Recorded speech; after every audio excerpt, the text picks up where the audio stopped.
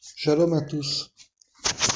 Lorsque vous regardez ce qui nous entoure, ce avec quoi on vit, en fonction des éléments et des saisons, on peut voir par exemple un été trop chaud, trop sec. On peut voir aussi un hiver trop froid et aussi parfois trop sec. Bien qu'il fasse froid, il y a un manque de pluie. On peut voir aussi un été trop pluvieux, bien que ce soit l'été. On peut voir aussi un hiver trop humide et trop pluvieux. Un déséquilibre lié à la sécheresse l'été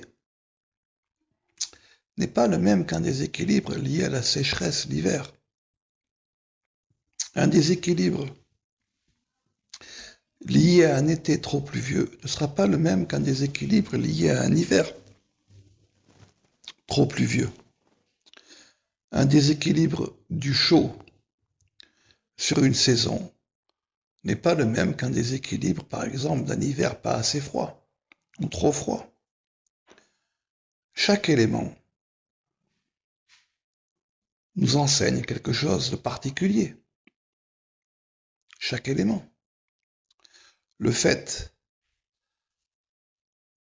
qu'une rivière déborde une crue n'est pas la même chose selon le type de rivière, selon le type d'eau, selon le type d'environnement, la découpe géologique.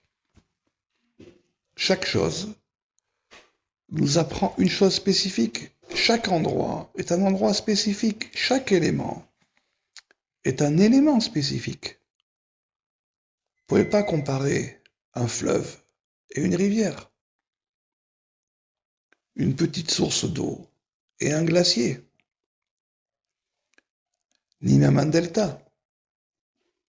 Chaque élément est spécifique. Vous ne pouvez pas comparer une petite brise, un petit vent qui descend le long d'une montagne qui suit un cours avec un vent fort et puissant, tel que celui des océans par exemple. Pourtant c'est du vent. Vous ne pouvez pas les comparer. Vous ne pouvez pas comparer non plus leur déséquilibre et comment après ils se rééquilibrent. Parce que chacun est un aspect différent. Chacun est un aspect différent. C'est la raison pour laquelle, bien que le Zohar insiste beaucoup sur la notion des points voyelles et de leur équilibre ou de leur déséquilibre, mais chaque point voyelle est différent.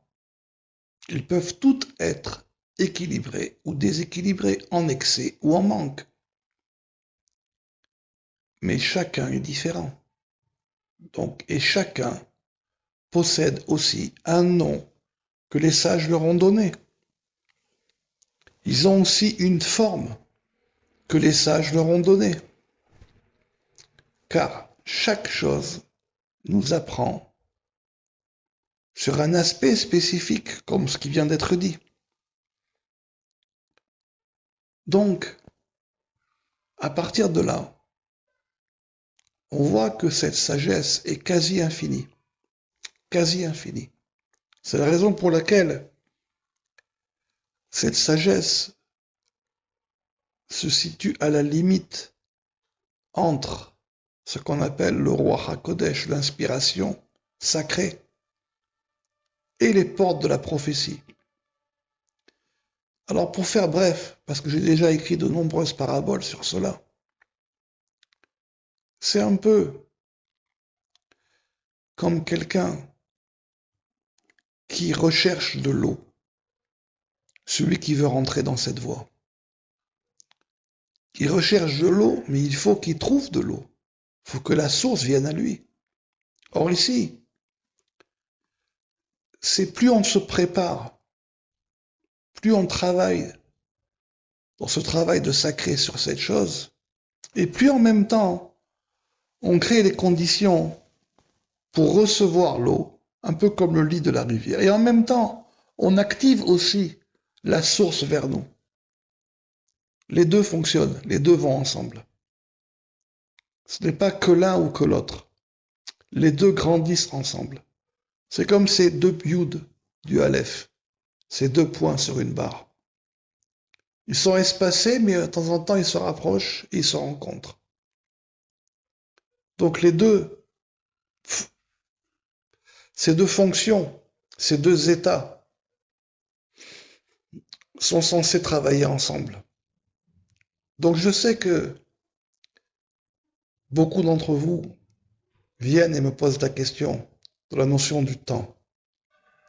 C'est une bonne et une très mauvaise question.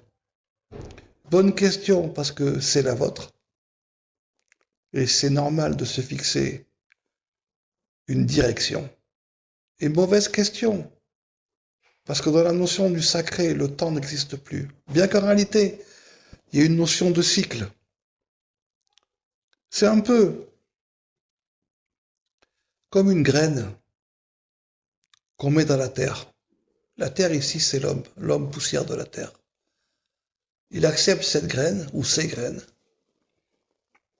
et il travaille pour qu'elle puisse grandir. Donc chaque jour, elle se développe un peu plus. Ce qui était totalement fermé commence par s'ouvrir. Il y a un début de vie.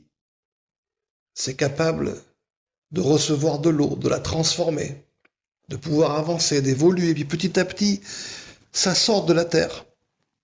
Mais en réalité, ça ne fait que continuer sa croissance. Puis il y a un petit arbuste, puis un plus grand arbuste, puis il commence à sortir des petits fruits. Alors certes, ils ne sont pas réellement encore comestibles, mais il y a déjà quelque chose qui se voit. Puis l'arbre commence à grandir. Et puis, plus il grandit, plus ses racines rentrent dans la terre. Et plus réellement, le fruit va montrer la qualité du terreau. On va pouvoir réellement parler de terroir. Il va réellement y avoir un goût spécifique aux fruits. C'est la raison pour laquelle la notion de temps, et en même temps elle existe, et en même temps elle n'existe pas. Parce que c'est une progression continue, sans cesse.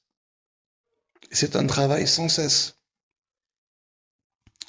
Et cette sagesse, comme nous enseigne le Harizal dans Sha'ar Ruach HaKodesh, qu'on a ramené dans le livre qu'on a appelé Chokhmat HaDofek, la sagesse des pulsations, le Harizal nous dit, elle est finalement quasiment sans fin. Quasiment sans fin. Puisque, et en même temps, il y a quelque chose qui pulse et qui montre un équilibre ou un déséquilibre. Pour le bien, nous dit le Harizal, comme pour le mal. Comme pour quelqu'un qui crie parce qu'il a mal, donc il se fait entendre. Comme quelqu'un qui chante parce qu'il est heureux. Ça peut être les deux.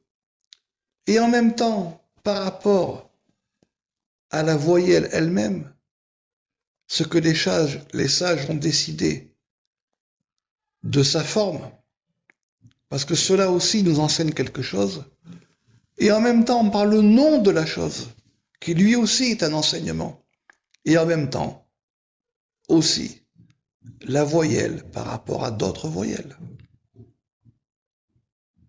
elle-même par rapport aux autres, comme l'homme se situe par rapport à un endroit où il vit et son rapport aux autres. Voilà pourquoi cette sagesse, elle ne peut pas être détachée de tout ce qui nous entoure. Ce n'est pas une technique que l'on peut apprendre et appliquer. Ce n'est pas des mathématiques. Ce n'est pas quelque chose que l'informatique peut substituer à l'homme. C'est ce qu'on appelle être capable de poser un diagnostic, comme un médecin. J'ai vu les symptômes et j'ai posé un diagnostic. Et par rapport à ce diagnostic, être capable d'y appliquer un remède ou des remèdes qui peuvent fonctionner ou bien améliorer le quotidien d'une situation. Mais ça, cela prend de nombreuses et de nombreuses années. Vous pouvez vous asseoir, venir, ouvrir les livres ça ne fera pas de vous quelqu'un qui est capable de poser un diagnostic et quelqu'un qui est capable de proposer une forme de guérison ou bien d'améliorer une vie. Ça demande d'autres types de qualités que la qualité de la réflexion intellectuelle. Et être capable de passer du diagnostic à la mise en pratique, ça aussi, cela demande des capacités autres que celles que l'on peut apprendre dans les livres. Donc pour tout cela, eh bien faites une demande par écrite et nous verrons s'il est possible, si vous en avez les capacités et les mesures et les vertus.